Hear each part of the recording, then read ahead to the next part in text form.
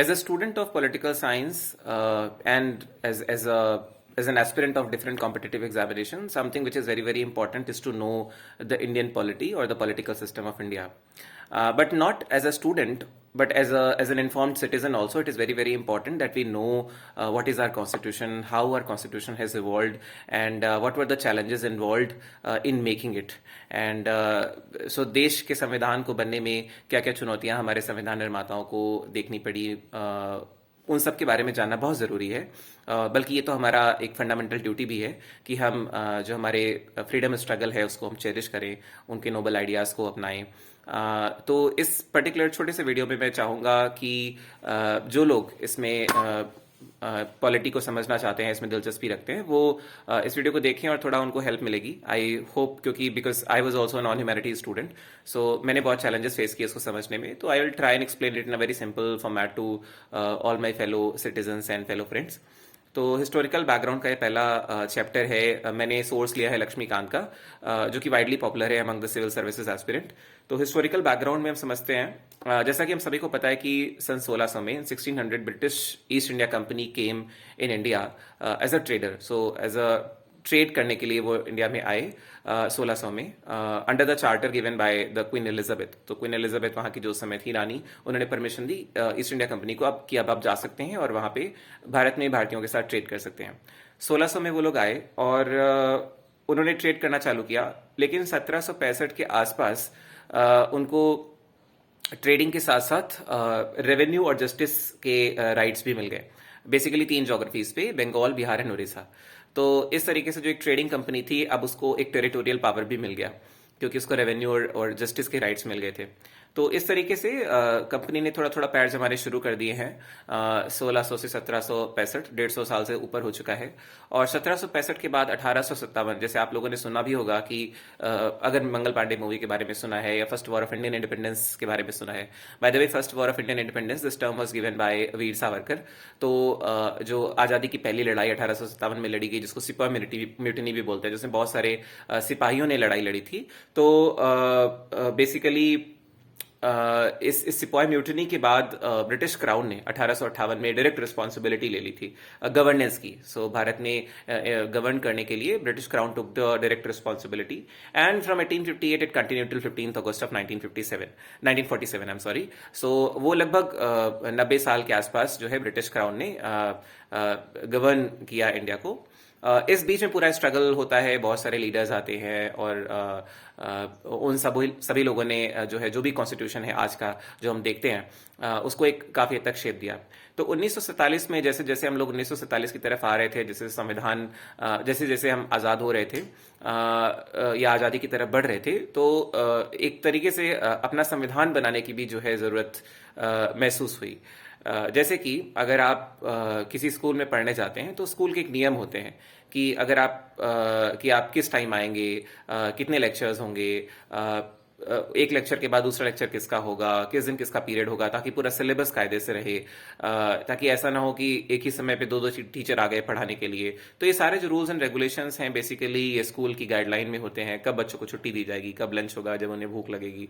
तो इसी तरीके से एक देश भी जब बनता है तो उसके कुछ नियम, कायदे, कानून बनते हैं, जो कि जिसको प्राइम या सुप्रीम लॉ बोलते हैं. तो सुप्रीम लॉ बेसिकली कॉन्स्टिट्यूशन में होता है दर्ज, जिसको हिंदी में संविधान बोलते हैं. तो संविधान बनाने की जरूरत महसूस हुई और संविधान बनाने के लिए एक संविधान सभा बनाने की जरूरत महसूस हुई.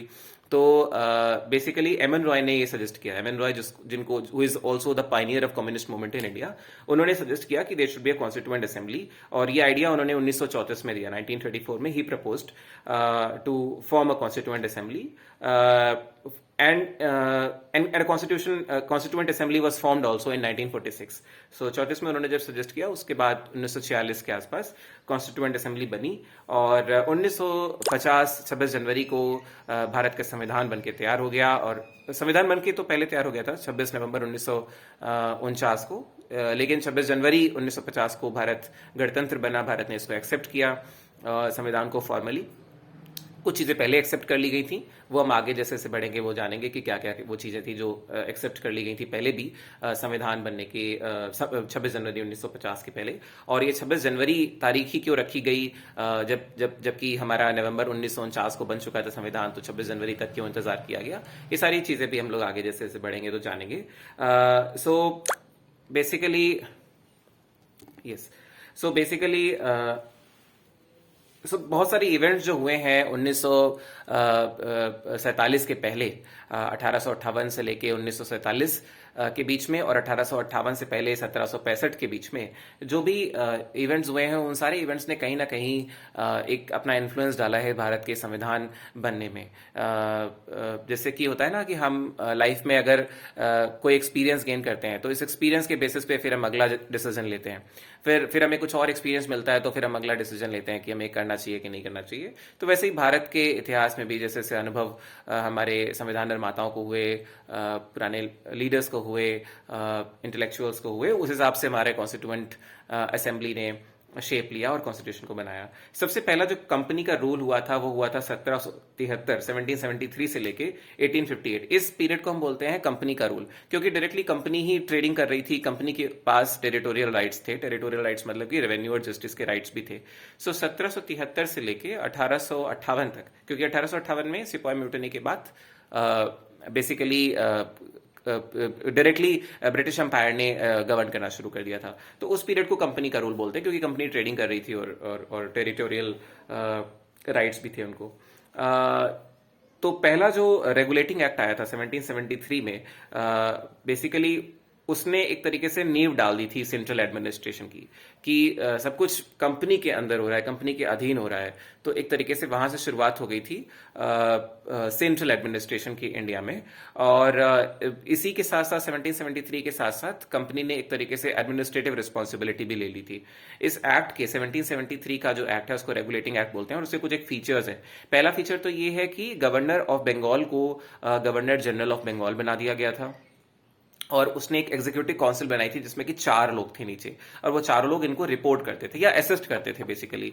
पहला जो गवर्नर जनरल हुआ था तो वारेन हास्टिंग था। Lord Warren Hasting was the first governor general of India, and basically governor of Bengal को ही गवर्नर जनरल ऑफ बंगाल बना दिया गया था। और फर्स्ट गवर्नर जनरल जो थे इस तरीके से बनने वाले वो लॉर्ड वारेन हेस्टिंग्स थे, और उनके नीचे 4 लोग होते थे जो उनको असिस्ट करते थे। और बॉम्बे और मद्रास की जो प्रेसिडेंसीज थी उनके भी जो गवर्नर्स थे वो basically governor general of Bengal के नीचे थे। तो एक तरीके से देखा जाए तो governor general of Bengal was like superior and the other two were the subordinates to him. इसके बाद एक और चीज जो हुई इस 1773 के एक्ट में, वो था सुप्रीम कोर्ट का बनना। 1774 में पहली सुप्रीम कोर्ट बनी, और आपको बताना है कि हमारी जो चीफ जस्टिस थी या जज थी उसकी सुप्रीम कोर्ट की, वो कौन थी या कौन थे, ठीक है। आप कमेंट में बता सकते हैं। और उस सुप्रीम कोर्ट में एक जस्टिस थे और 3 जजेस थे। तो basically 1 chief justice was there and there were other 3 जजेस। इसने इस 1773 के रेगुलेटिंग एक्ट ने एक और चीज करी, वो ये कि जो कंपनी के सर्वेंट्स थे उनको प्रोहिबिट कर दिया कि वो किसी भी तरह का कोई ब्राइब नहीं लेंगे लोकल से, क्योंकि बहुत सारी ब्राइबरी शुरू हो गई थी, बहुत ज्यादा करप्शन शुरू हो गया था 1773 के दौरान। तो इस रेगुलेटिंग एक्ट ने भी ये भी शुरू कर दिया कि ये भी एक नियम बनाया कि जो भी काम करने वाले लोग हैं वो किसी भी तरह का ब्राइब या गिफ्ट नहीं लेंगे लोकल से, जिनको नेटिव्स बोलते हैं। और एक तरीके से कंपनी का जो है, कंपनी ने ब्रिटिश गवर्नमेंट का कंट्रोल जो है, कंपनी ने कंट्रोल थोड़ा थोड़ा ब्रिटिश गवर्नमेंट को दे दिया था। Yes because there was a court of directors which was the governing body of company and that used to report on revenue, civil and military affairs in India। तो एक तरीके से जो ब्रिटिश गवर्नमेंट थी उसने थोड़ा थोड़ा कंट्रोल अपने हाथों में ले लिया था कंपनी से। 1773 के बाद जो दूसरा एक्ट आया वो 1784, तो लगभग 10-11 साल के बाद। तो आप देखेंगे कि लगभग 10 साल का अंतर रहा है। 1784 का जो एक्ट आया उसको बोलते हैं पिट्स इंडिया एक्ट, जो 1773 में जो कुछ कमियां रह गई थी उनको दूर करने के लिए एक्ट आया। और इसको हाँ, सो बेसिकली 1781 में एक एक्ट ऑफ सेटलमेंट पास हुआ था और उसके बाद फिर ये आया था 17। तो सीधे हम समझ लेते हैं कि इसकी कुछ फीचर्स क्या थे, इसकी कुछ खासियतें क्या थी। पहली तो जो फीचर था वो ये था कि it distinguished between the commercial and political functions of the company. इसने बता दिया कि पॉलिटिकल फंक्शंस कंपनी के क्या हैं और कमर्शियल फंक्शंस कंपनी के क्या हैं। क्लियर डिस्टिंक्शन कर दिया था। दूसरा ये कर दिया था कि जो कोर्ट ऑफ डायरेक्टर्स थे वो मैनेज करेंगे कमर्शियल अफेयर्स, बट एक और बॉडी इसने बनाई थी। तो पिट्स इंडिया एक्ट ने कोर्ट ऑफ डायरेक्टर्स के साथ साथ एक और बॉडी बनाई थी, उस बॉडी का नाम था बोर्ड ऑफ कंट्रोल। तो अगर क्वेश्चन आता है कि बोर्ड ऑफ कंट्रोल कब बना, तो पिट्स इंडिया एक्ट से बना। 1773 में केवल कोर्ट ऑफ डायरेक्टर बना था, जो केवल अगर आपको मैंने अभी बताया था कि जो केवल रिपोर्ट लेता था रेवेन्यू, सिविल और मिलिट्री अफेयर्स की इंडिया में। तो बोर्ड ऑफ कंट्रोल भी बन गया। बोर्ड ऑफ कंट्रोल का काम था मैनेज करना पॉलिटिकल अफेयर्स, और कोर्ट ऑफ डायरेक्टर का काम था कमर्शियल अफेयर मैनेज करना।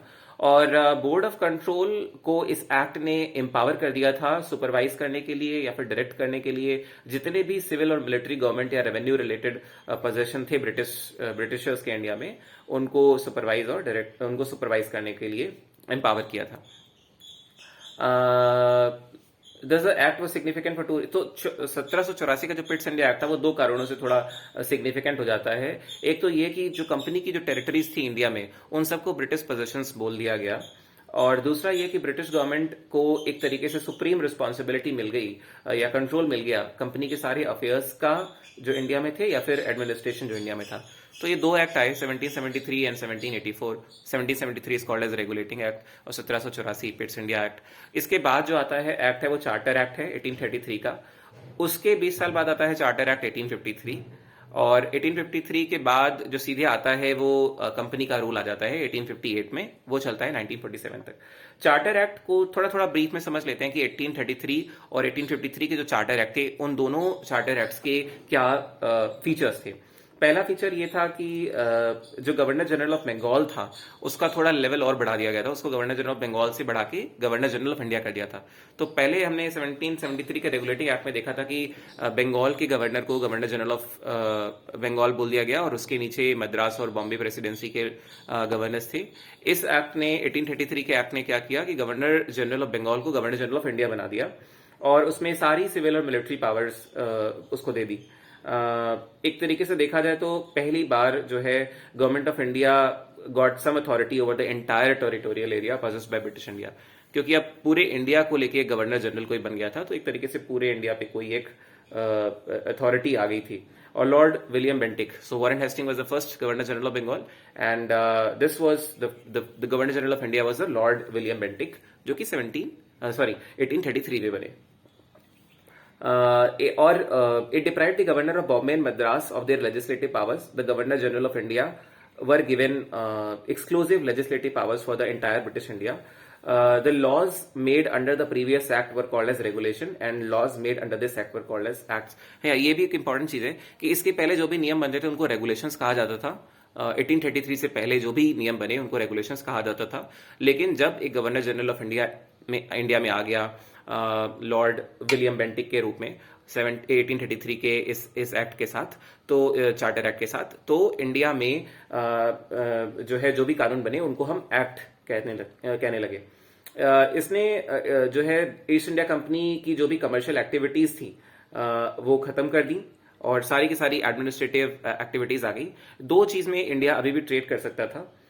It provided that the company's territories in India were held by it and in trust for His Majesty, his heirs and successors.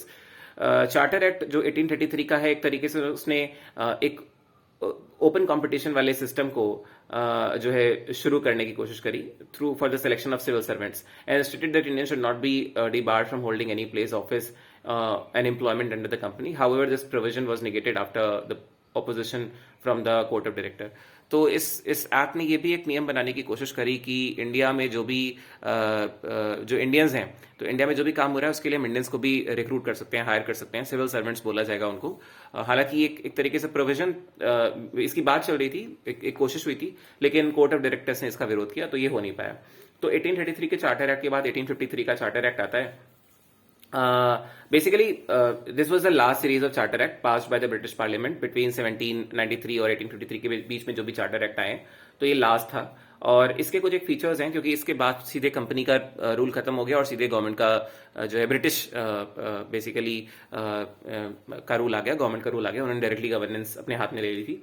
1853 charter act के कुछ एक features हैं। पहली बात तो ये कि इसने लेजिस्लेटिव और एग्जीक्यूटिव फंक्शन जो है गवर्नर जनरल की काउंसिल के वो एकदम अलग कर दिए। It provided for the addition of 6 new members called legislative councillor to the council. तो जो गवर्नर जनरल की काउंसिल थी उसमें 6 नए मेंबर्स जोड़े गए। दूसरी तरह से समझे तो एक तरीके से गवर्नर जनरल की legislative council which came to be known as Indian legislative council, उसने एक अलग तरीके से एक काउंसिल बनाई. The legislative wing of the council functioned as mini parliament. तो लेजिस्लेटिव जो काउंसिल थी वो एक तरीके से मिनी पार्लियामेंट थी, adopting the same procedures as the British parliament. Thus legislation for the first time was created as a special function of the government requiring a special machinery and a special process. तो पहली बात तो ये हुई कि governor general of India जो थे उसके नीचे एक और काउंसिल आई जिसमें 6 लोग जोड़े गए और उनको कुछ ना कुछ एक लॉ बनाने का एक बेसिकली जिसको मिनी पार्लियामेंट बोल सकते हैं, वो भी एक तरीके से रिस्पॉन्सिबिलिटी दी गई. सो ये एक पहला फीचर है. दूसरा फीचर ये है कि इसने open competition, system of open competition introduce किया और सिविल सर्वेंट्स के रिक्रूटमेंट को भी इंट्रोड्यूस किया. द कोविनेटेड सिविल सर्विसेज वाज दस ओपन टू इंडियन ऑल्सो. तो सिविल सर्विसेज 1853 के इस एक्ट के थ्रू सिविल सर्विसेज का कंपटीशन भी शुरू हुआ. और सिविल सर्विसेज जिसकी बहुत सारे लोग तैयारी करते हैं, अटेम्प्ट देते हैं, बेसिकली इसकी जो रिकमेंडेशन थी वो मैकॉले कमेटी के द्वारा दी गई थी. Macaulay was basically legal luminary, he was a legal professional and he was a member of the law committee also, which we later studied. तो मैकॉले कमेटी ने रिकमेंड किया कि इंडिया में एक कंपटीशन कराया जाए और बेसिकली इंडियंस को इंट्रोड्यूस किया जाए इस कंपटीशन के थ्रू. आगे हम देखेंगे कि इंडिया में नहीं होता था ये एंट्रेंस, पहले इंग्लैंड में होता था. सिलेबस भी इसका काफी हद तक जो है इंडिया के सब्जेक्ट्स नहीं आते थे, हिंदी में नहीं होता था, इंग्लिश में होता था. तो बहुत सारे चैलेंज. फिर भी हम देखेंगे कि किस तरीके से सुभाष चंद्र बोस को रैंक मिली, सत्येंद्रनाथ टैगोर पहले जो है इंडियन बनते हैं इस एग्जाम को क्लियर करने वाले. तो कितने इंडियंस जो है पढ़ाई लिखाई में आगे थे, आगे हम देखेंगे. तो it extended the company's rule and allowed it to retain the possession of Indian territories on trust for the British Crown, but it did not specify any particular period, unlike the previous charters. Okay, it introduced for the first time local representation in the Indian Legislative Council. तो जो Indian Legislative Council बनी थी उसमें locals को भी लिया जाएगा. Of the 6 new legislative members, जो हम लोगों ने ऊपर देखा था कि 6 legislative members जो इसमें जोड़े जाएंगे गवर्नर जनरल के काउंसिल में, उसमें 4 members were appointed by the local governments of the Madras, Bombay, Bengal and Agra. तो ये कुछ एक फीचर्स थे. मेन फीचर आप मैकॉले कमेटी का रिकमेंडेशन जो सिविल सर्विसेज एग्जाम के लिए ये नोट कर सकते हैं. दूसरा ये कि इंडियन लेजिस्लेटिव काउंसिल की थोड़ी सी स्थापना हुई जिसमें इंडियंस को भी लिया जाएगा. और जो काउंसिल थी, जो लेजिस्लेटिव काउंसिल थी, उसमें जो है 6 नए मेंबर, गवर्नर जनरल की काउंसिल में 6 लोग और जोड़े गए जिसको कि लेजिस्लेटिव काउंसिलर्स बोला गया. और ये बेसिकली एक तरीके से मिनी पार्लियामेंट थी. तो ये 1853 एक्ट के कुछ एक प्रोविजन है. यस.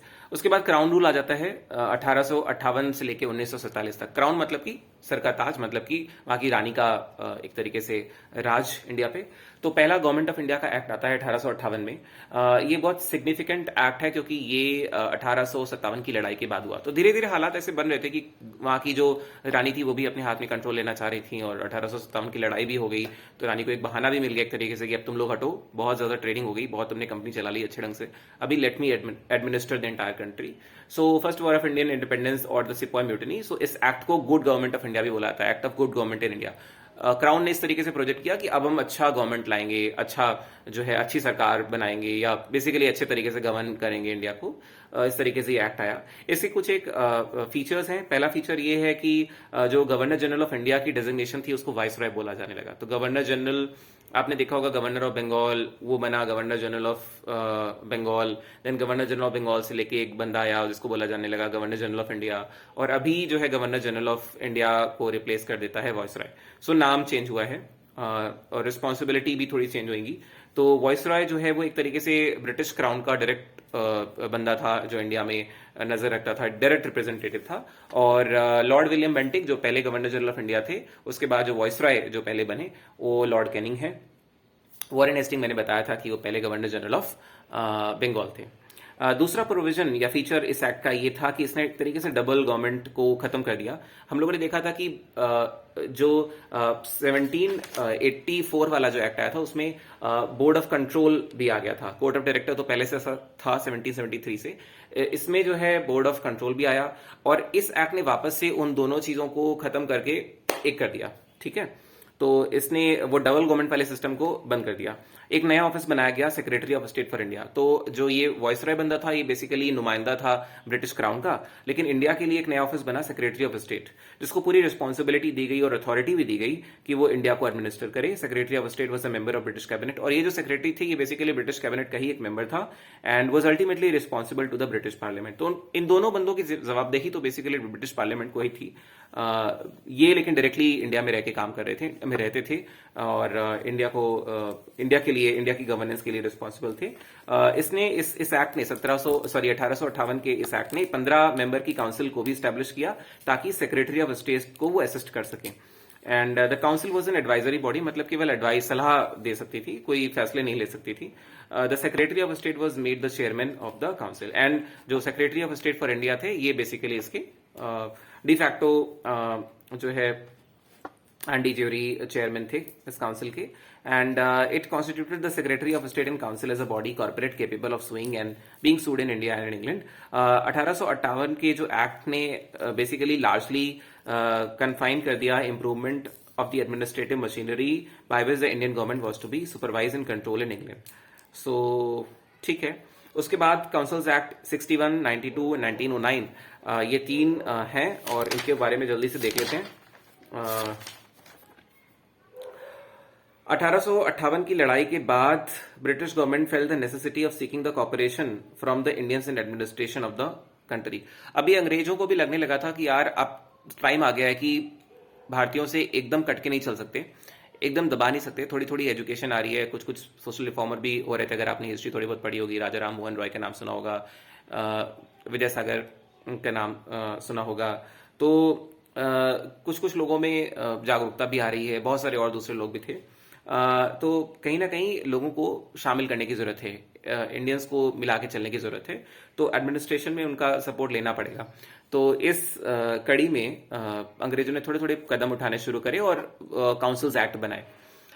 कांग्रेस कैसे बनी ये भी हम देखेंगे 1858 में, 1885 में बाय एओ ह्यूम, और उसके क्या कारण थे, क्यों बनाया, कुछ थ्योरीज भी हैं इंडियन की तरफ से और ब्रिटिशर्स की तरफ से, उनको भी हम जानेंगे जो थ्योरीज हिस्टोरियन ने दी हैं। बट पहले 1861 के, 1892 के और 1909 के जो काउंसिल्स एक्ट हैं उनको देखते हैं। 1861 यानी 1861 का काउंसिल एक्ट है, it is a very very important landmark in the constitutional and political history of India.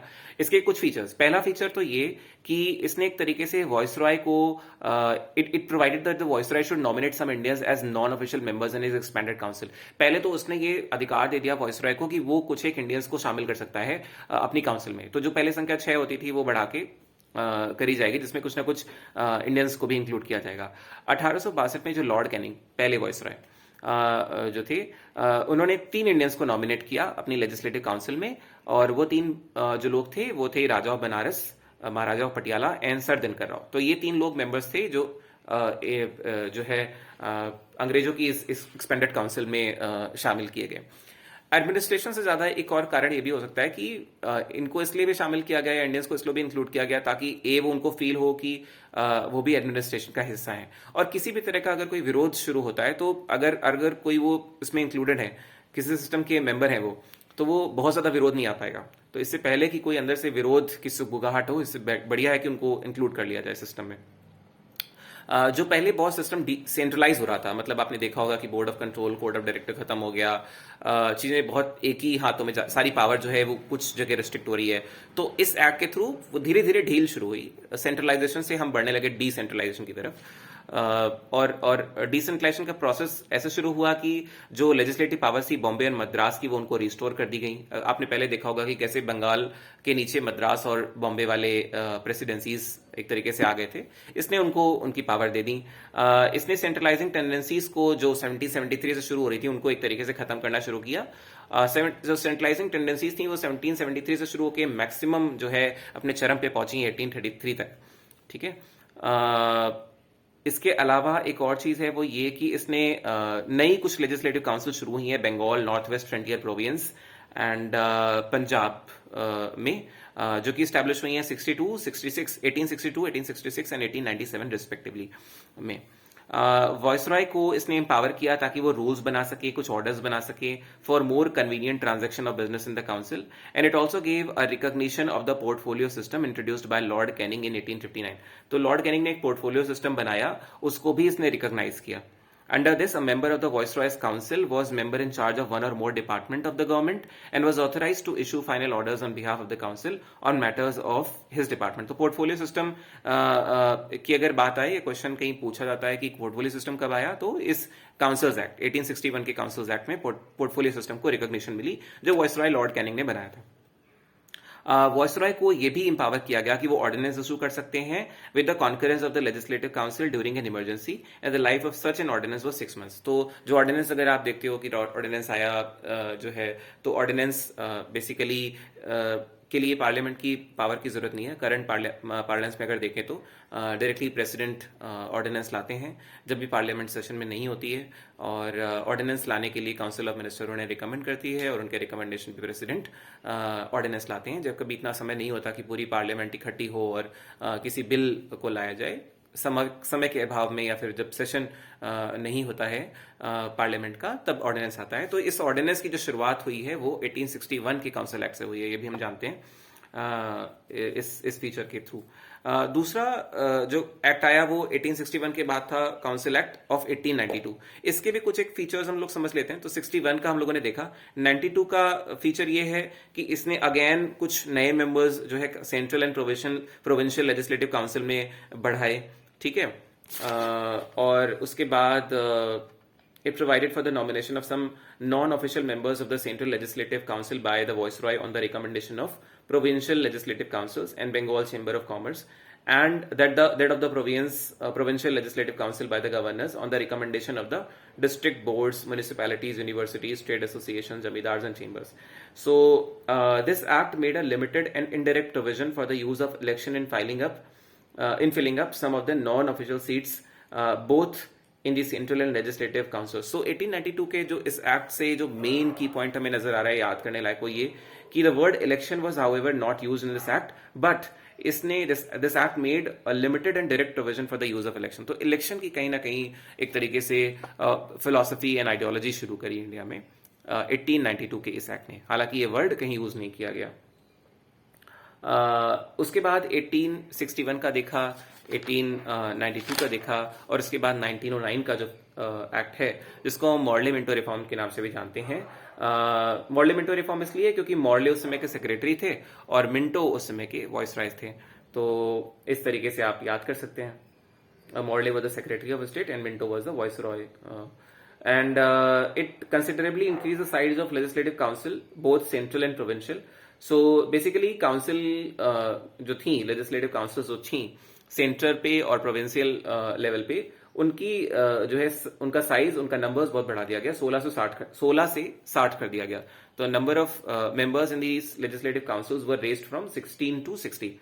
Second ये था कि official majority was still retained in the central legislative council, but it allowed the provincial legislative council to have the non official majority. इसके अलावा it enlarged the deliberative functions of the legislative councils at both the levels. For example, members were allowed to ask supplementary questions, more resolutions on the budget and so on. कुछ एक चीजें note करने वाली हैं कि Morley Minto reforms ने basically members को ये अधिकार दिया कि आप सप्लीमेंट्री क्वेश्चन पूछ सकते हैं या बेसिकली रेजोल्यूशन ला सकते हैं बजट पे, ठीक है. एक दूसरा फीचर ये है कि it provided for the association with the executive councils of the Viceroy and Governor. So Satyendra Prasad Sinha became the first Indian to join the Viceroy's Executive Council. He was appointed as a law member. तो Executive Council जो अभी तक हम लोगों ने देखा कि होती थी Viceroy की, जिसमें स्टार्टिंग में हमने देखा था कि 6 मेंबर होते थे, उसमें इंडियंस को जगह दी जाने लगी. और Satyendra Prasad Sinha was the first Indian to become the member of the Viceroy's Executive Council. एक तरीके से this is the key highlight of this particular act which you need to remember was a communal representation. So it introduced the system of communal representation for Muslims by accepting the concept of separate electorate. Separate electorate मतलब कि जो कुछ एक areas ऐसे होंगे जो let's say Muslim majority areas हैं, वहां पे केवल और केवल मुस्लिम कैंडिडेट खड़े होंगे और मुस्लिम कैंडिडेट के लिए केवल मुसलमान पॉपुलेशन ही वोट करेगी. तो this was basically the concept of separate electorate. Under this the Muslim members were to be elected only by the Muslim voters, and this act thus legalise the communalism in India. जो जो संप्रदायवाद है basically, जिसको English में communalism बोलते हैं, तो कहीं ना कहीं कम्युनलिज्म का वो बीज जो अंग्रेजों ने उस समय डाला, उसके आज भी हम लोग साइड इफेक्ट्स देख रहे हैं कहीं ना कहीं. खैर वो एक अलग बात है, लेकिन इस एक्ट ने एक तरीके से लीगलाइज कर दिया कम्युनलिज्म को, क्योंकि उसने सेपरेट इलेक्टोरेट बना दिया. तो ये जो फूट की जो राजनीति थी अंग्रेजों ने जो डाली थी उस समय, सेपरेट इलेक्टोरेट मतलब कि आई होप कि समझ गए होंगे कि लेट्स से कोई एक सीट है जहां पे मुस्लिम कैंडिडेट खड़े होंगे, basis the population of the Muslims in that constituency. तो मुस्लिम कैंडिडेट को वोट भी केवल और केवल मुस्लिम कैंडिडेट डालेंगे, या कोई दूसरा अगर हाँ केवल मुस्लिम्स के लिए था ये चीज. उसके बाद it also provided for the separate representation of the presidency, corporation, chambers of commerce, universities and zamindars. तो 1909 का ये मॉडलेमेंटो एक्ट हम लोगों ने देखा. दो चीजें नोट करने वाली हैं. पहली तो ये कि एग्जीक्यूटिव काउंसिल जो वाइसरॉय की थी उसका साइज भी बढ़ाया गया. उस एग्जीक्यूटिव काउंसिल में डायरेक्ट इंडियंस को इंक्लूड किया गया. Satyendra Prasad Sinha was the first member to be included in the executive council of viceroy. Second point note करने वाली है वो ये कि सेपरेट इलेक्टोरेट के कॉन्सेप्ट को ये एक्ट इंट्रोड्यूस करता है, और सेपरेट इलेक्टोरेट का कॉन्सेप्ट मैंने थोड़ा सा बता ही दिया. उसके बाद 1909 के बाद 1919 का गवर्नमेंट ऑफ इंडिया एक्ट आता है, जिसको मॉन्टेगो चेल्म्सफोर्ड रिफॉर्म भी बोलते हैं. आई एम सॉरी, थोड़ा सा टंग ट्विस्टर है मेरे लिए. मॉन्टेगो चेल्म्सफोर्ड रिफॉर्म. सो बेसिकली इस पहला आप याद रखो कि जो पहला वर्ड है वो सेक्रेटरी ऑफ स्टेट है, दूसरा वर्ड है वो वॉइसरॉय है. तो यहाँ पे मॉन्टेगो चेल्म्सफोर्ड रिफॉर्म में Montagu is the secretary of state for India and Lord Chelmsford was the viceroy of India. Similarly जो मॉर्ले मिंटो था तो Morley was the secretary and Minto was the viceroy. Features इसके कुछ कुछ ऐसे हैं कि एक तरीके से central control over the provinces was relaxed by demarcating and separating the central and provincial subjects. So basically यहाँ पे एक वहां का था separate electorate was the key highlight. इस एक्ट का जो की हाईलाइट है that is diarchy. So basically इसने प्रोविंशियल सब्जेक्ट्स को दो पार्ट में डिवाइड किया, transferred and reserve. The transfer subjects were to be administered by the governor with the aid of ministers responsible to the legislative council. The reserve subjects on the other hand were to be administered by the governor and his executive council without being responsible to the legislative council. So this dual scheme मतलब एक तरीके से एक transferred subject होंगे, एक reserve subject होंगे. सो transferred subject कौन कौन से होते हैं? वो subject which were to be administered by the governor with the aid of ministers responsible to the council. And reserve subject वो सब्जेक्ट होते हैं which were to be administered by the governor and executive council without being responsible to the legislative council. Transfer subject जिसमें governor और उनकी council are directly responsible. Reserve subject वो जिसपे executive council responsible नहीं है. So this double scheme is called as diarchy. Diarchy, di, tri, tetra. Di means दो, तो diarchy मतलब डबल रूल. एक तरीके से डायरेक्ट इलेक्शन. हाँ, it introduce for the first time by cameralism and direct elections in the country. अगर आपको याद हो कि 1892 का वो जो पहला वो एक्ट था उसमें पहली बार इलेक्शन का कॉन्सेप्ट इंट्रोड्यूस हुआ, बट इलेक्शन वर्ड यूज नहीं हुआ. और इस एक्ट में हम लोग देख रहे हैं 1919 के इस चार्टर एक्ट में इलेक्शन वर्ड का भी यूज होता है और पहली बार इलेक्शंस होते हैं, डायरेक्ट इलेक्शंस होते हैं.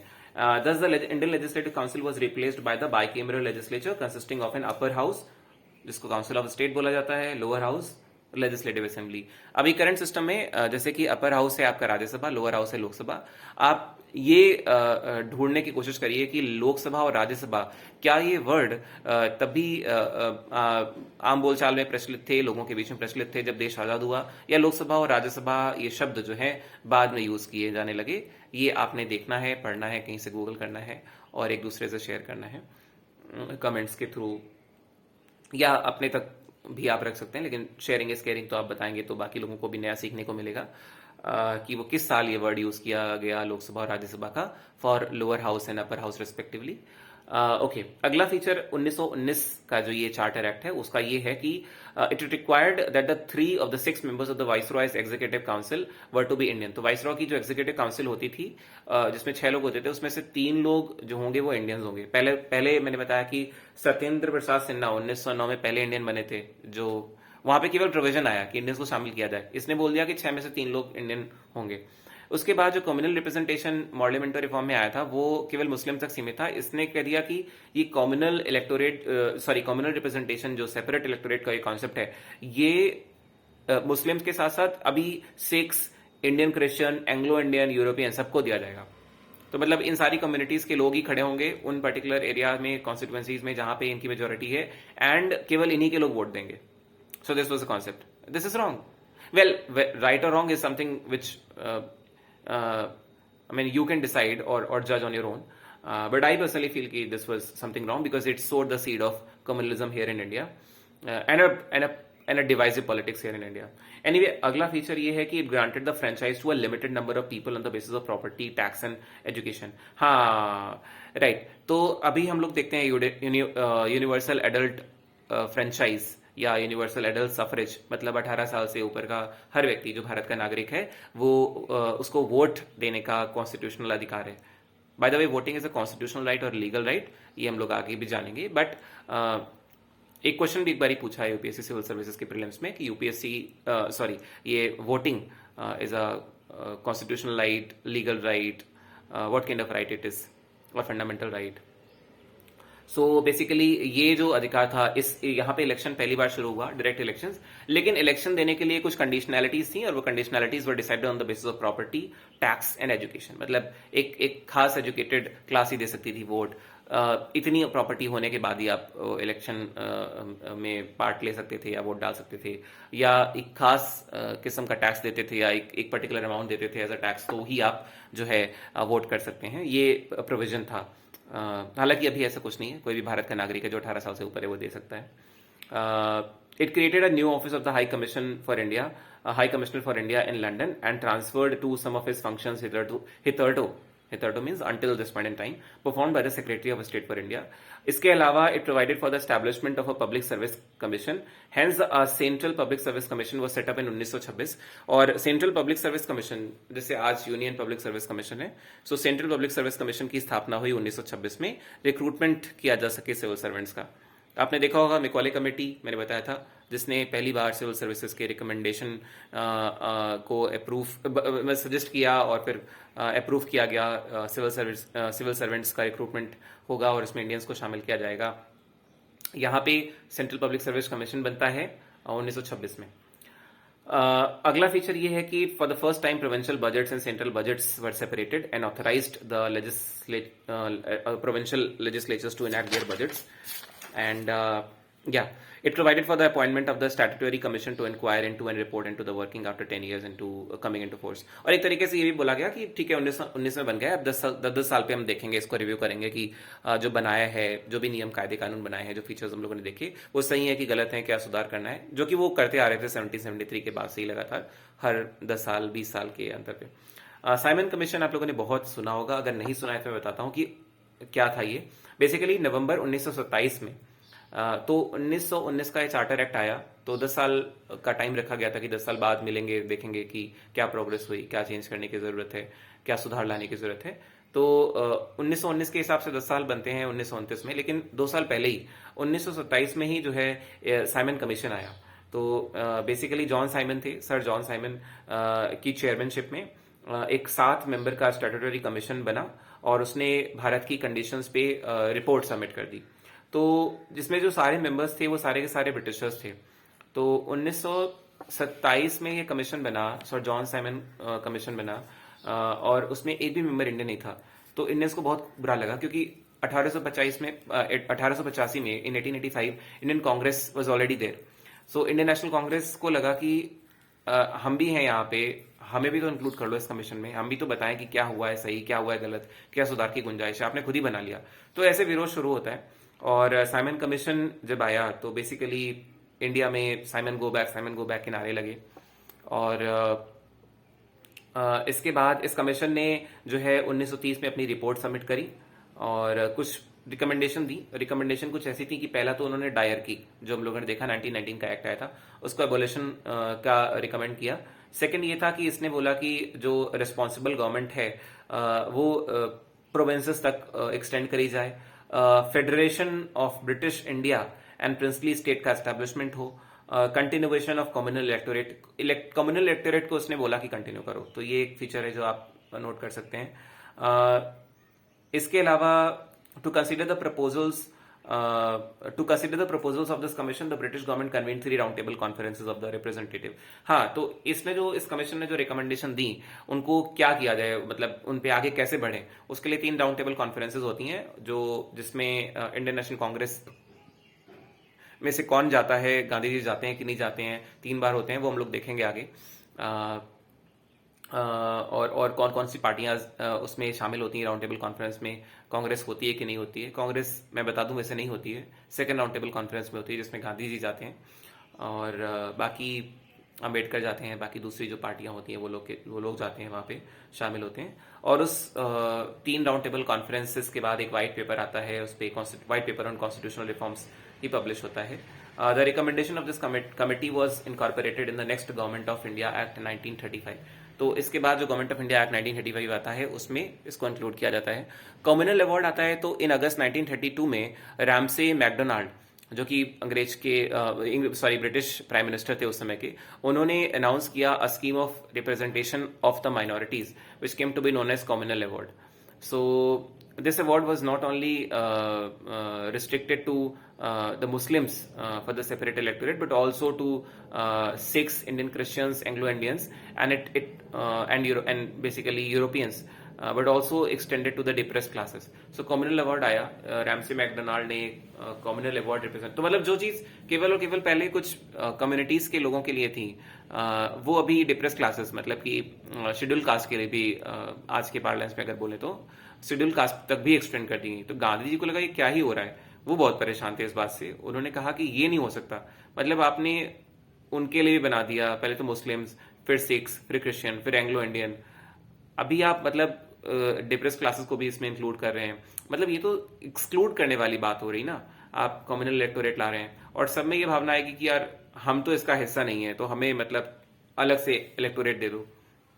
क्यों, मतलब ये दिमाग में आए ही क्यों, है ना. तो ये बात थी मतलब गांधी जी की, और इस वजह से वो बहुत बहुत डिस्ट्रेस थे.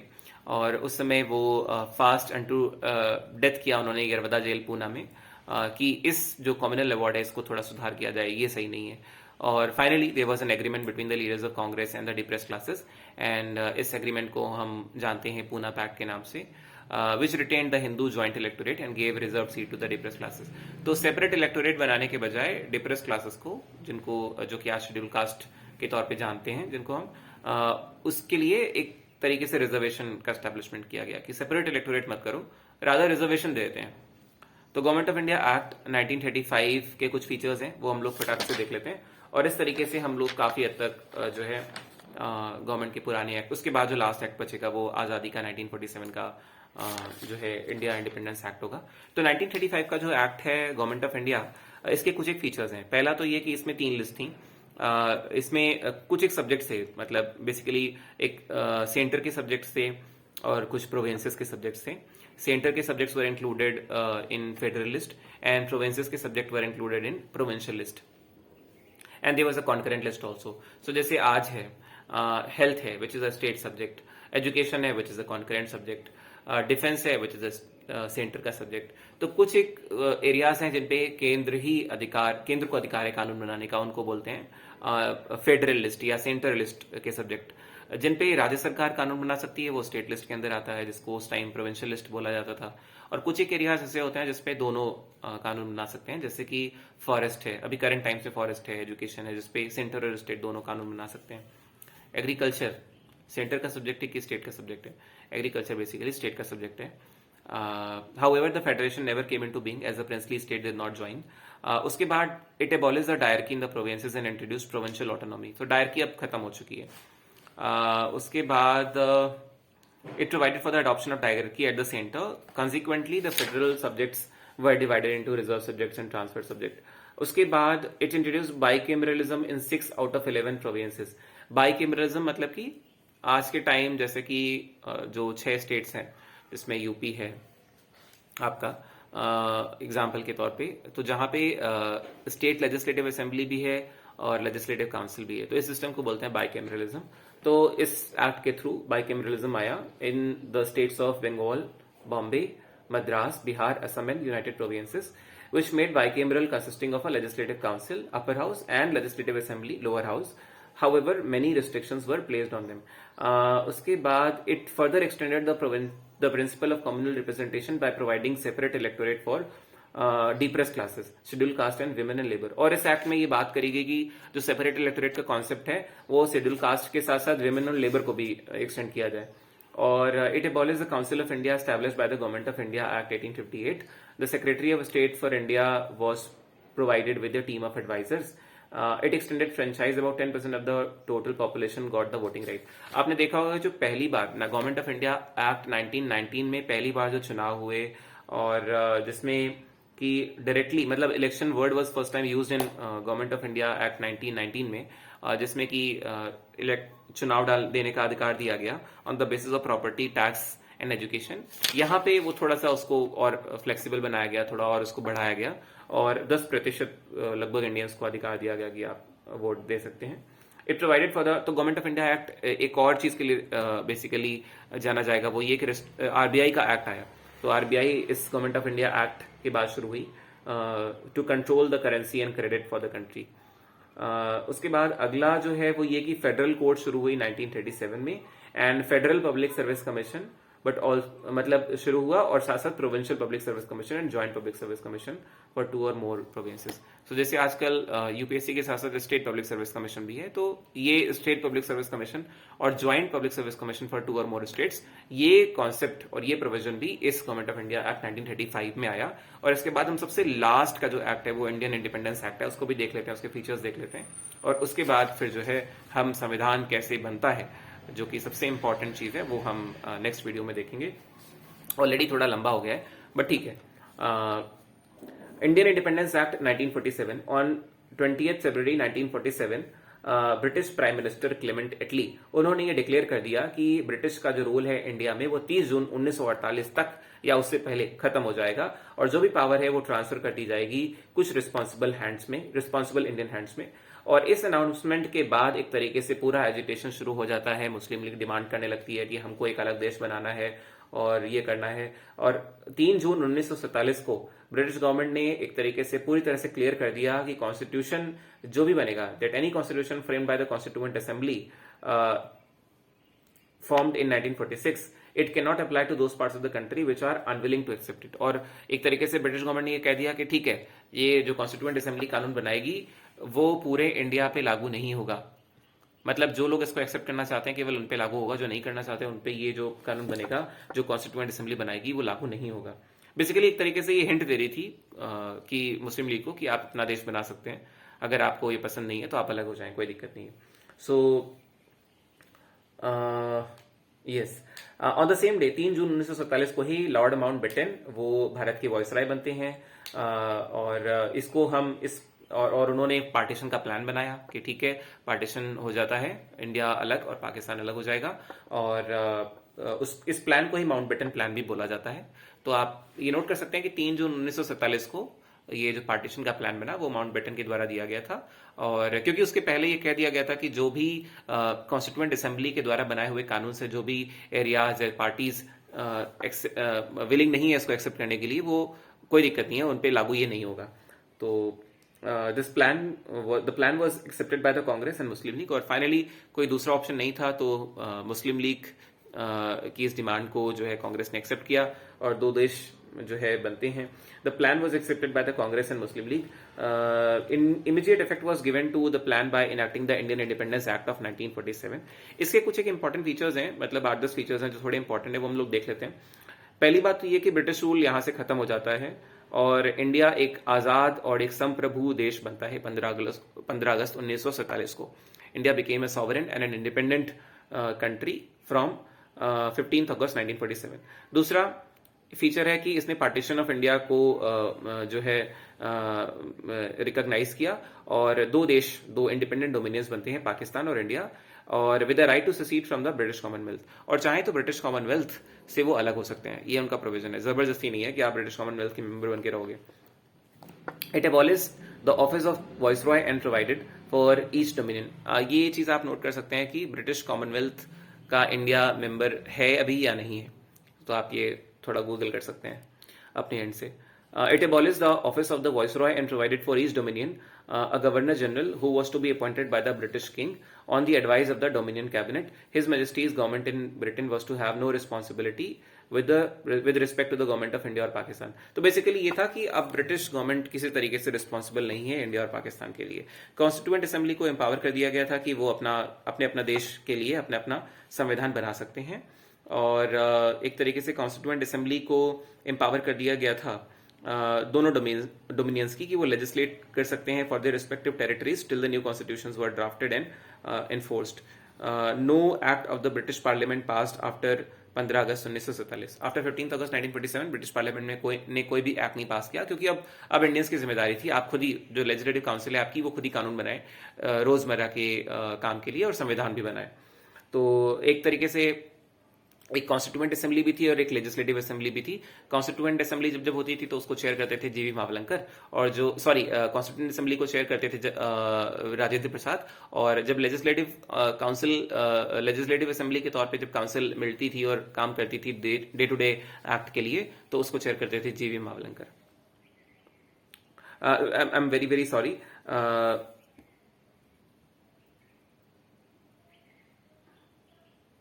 G.V. Mavlankar was the first speaker of the Lok Sabha. ठीक है, आई एम सॉरी. यस, उसके अलावा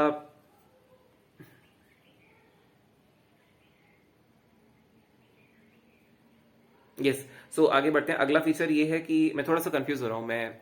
हाँ, it abolished the office of the Secretary of State for India and transferred its functions to the Secretary of State for Commonwealth Affairs.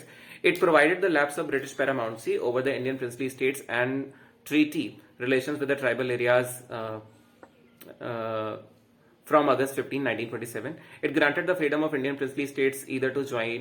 तो basically ये एक feature है कि इंडियन प्रिंसली स्टेट्स को, उस समय जो प्रिंसली स्टेट्स थे जहां पे राजा लोग राज करते थे, उनको यह अधिकार था कि वो चाहे तो इंडिया में शामिल हो या पाकिस्तान में शामिल हो या इंडिपेंडेंट कंट्री बन के रहें. It provided for the governance of each of the dominions and the provinces of the government of India act 1935 till the new constitution was framed. The dominions were however authorized to make modifications in the act. British monarch को उसके right से deprive कर दिया गया, right to veto या फिर ask for reservation of certain. मतलब basically अब अंग्रेजों का कोई राइट नहीं रह गया था इंडियन कॉन्स्टिट्यूएंट असेंबली पे. For the Governor General would have further power to assent to any bill in the name of. Governor General को थोड़ा मतलब उस समय तक अधिकार था, and it designated the Governor General of India and the provincial governors as constitutional heads of the states. They were made to act on the advice of the respective council of ministers in all matters, and the title of Emperor of India was dropped from the royal titles of King of England, and it discontinued the appointment of civil services and reservation of post by the Secretary of State for India. तो civil services का जो recruitment है वो discontinue हो गया. हालांकि वो Indians ने, पर्टिकुलरली सरदार वल्लभ भाई पटेल ने कहा कि नहीं, सिविल सर्विसेज का रिक्रूटमेंट होना चाहिए.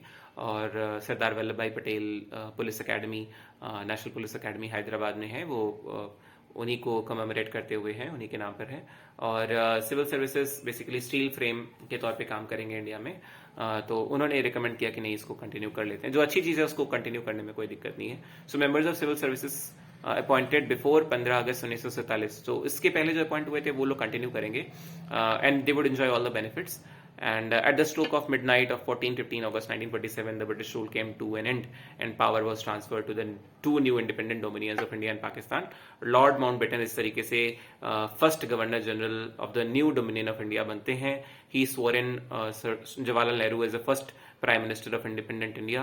The Constituent Assembly formed in 1946 became the Parliament of Indian Dominion. तो इसके साथ साथ 1946 में जो कॉन्स्टिट्यूएंट असेंबली बनी थी वही अब नई इंडियन डोमिनियन की पार्लियामेंट बन जाती है.